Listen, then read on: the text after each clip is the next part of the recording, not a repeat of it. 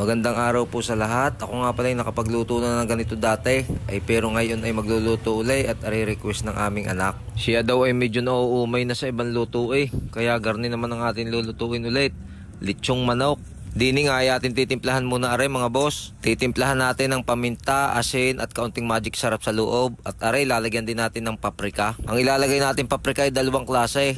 Chili, yung maanghang, at ang isa naman ay yung bell pepper, red bell pepper na paprika. At lalagyan din natin ng garne oyster sauce. Lalagyan din nga pala natin ng kaunting nor liquid seasoning yan para lalong mas masarap. Pag nailagay na natin lahat ng ating mga pampalasa, ay ilalagay na natin yung ating ginayat na sibuyas na puti. Puti ang ating inilagay at pagkakamahal ng pula. Ilalagay na rin natin yung ating tanglad na pinitpit at saka yung binilot. Pagkatanglad talaga ang ating inilagay sa ganitong lechon, ay napakabango. Pupunuin lang natin ng sibuyas ang loob niyan at masarap pagka maraming sibuyas. Ang inilagay nga lang pala natin ditong palaman ay sibuyas at saka tanglad. Tama na yun. Yan lang naman ang masarap na palaman sa ganito pagka naluto, nakakain pa pati sibuyas. Pagkatapos naman nating ilagay ang ating mga palamang iyan ay di siyempre tatahiin naman natin. Sa pagtatahi naman diyan mga boss, ang ginamit ko ay yung panahin ng bigas. Yung tinatanggal sa bigas pag binubuksan, at saka ang ginamit ko naman karayom diyan ay plastic para siguradong walang kalawang.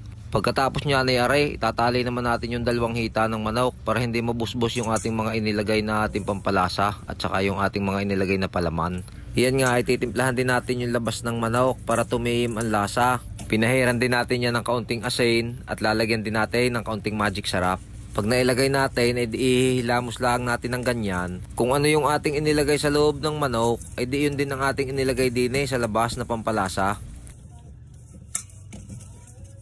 At lalagyan din natin ng pamintang durog na durog. Ihilamos din lang natin ng papaganyan.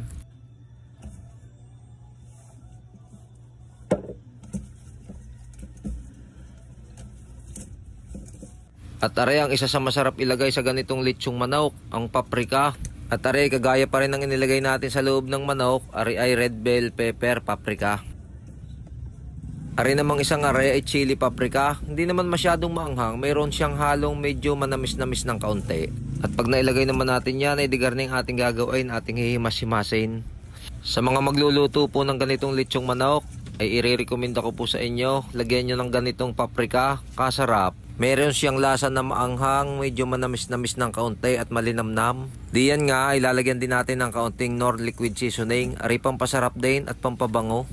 At pagkatapos naman natin timplahan ay pwede nating ibabad kahit ilang oras bago natin lutuin para yung lasa ay tumiim, lalong mas masarap. Umaga ko pa tinimplahan pero gabi namin lulutuin. At gabi na nga kaya atin lulutuin na. Dinin natin lulutuin mga boss sa ating electric oven. Maganda ring magluto ng lechon gawa ng naikot.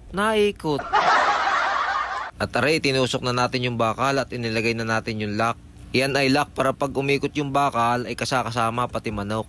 Kaganda. At tapos na natin tusukin, tapos na rin nating ilagay yung lock kaya ating isasalang na. At sa pagsasalang naman din ay ilalagay mo lang doon sa butas na iyon. Tapos niyan isasara naman natin at ating i-adjust mga pihitan. Ang temperature ay 180 ang init. Ang gitna naman pihitan ay tatapat sa rotisserie. At ang kailaliman ay i-adjust natin sa 60 minutes na. Nga pala mga boss, ilulutuin natin ng mga 2 oras. Pagka natapos na ang 60 minutes, di siyempre tutunog. Ay a-adjust uli natin na 60 minutes pa para siguradong luto. At makalipas nga ang 2 oras, ay luto na. Luto na ang ating masarap na lechong manok. Kita nyo gayan. Kaganda din nga ng luto sa garning oven. Bukod sa maganda na ang luto, ay wala ka pang kahirap-hirap. Hindi ka na magpapabaga kagaya ng uling kung uling ang gagamitin mo. At sa lahat po ng gustong magluto ng ganitong lechong manok, yung akin pong ginawa na pagtitimpla ay pwede nyo pong gayahin. Wala po akong secret recipe doon. Basta lahat ng aking mga itinimpla ay ipinakita kong lahat sa inyo. At atin tatanggalin na yung lock at makakain na. Ay talaga namang amoy palaang ay nakakagutom na. Ay siya paano, hanggang dito na lamang po muna ang aking video at sana'y nagustuhan nyo. Maraming salamat po. God bless.